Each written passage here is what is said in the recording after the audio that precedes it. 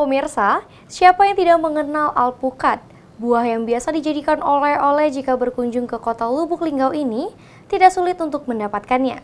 Alpukat relatif mudah didapatkan di kota Sebiduk Sumare ini. Salah satunya di depan simpang stasiun kota Lubuk Linggau. Alpukat merupakan buah yang kaya nutrisi dan menyehatkan karena terdapat kandungan mineral, protein, serat, lemak, dan vitamin yang baik untuk menjaga kesehatan jantung.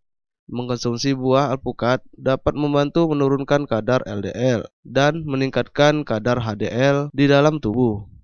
Alpukat relatif mudah didapat di kota Sebiduk Sumare ini.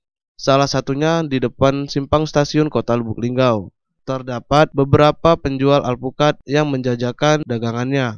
Pedagang alpukat Ari mengatakan, untuk harga alpukat ini dijual Rp20.000 per kilo hingga Rp40.000 per kilonya.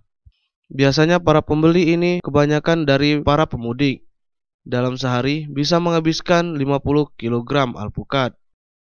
10 sampai 40, Pak. Sampai 40 Kak ya? Ya. Sama Kak, orang mudik ya? Kalau orang itu tak tahu. Yang sekali beli itu habis berapa kilo lah Pak? Tergantung, kadang 50 kilo, kadang lebih. Itu sehari lah ya? Ya.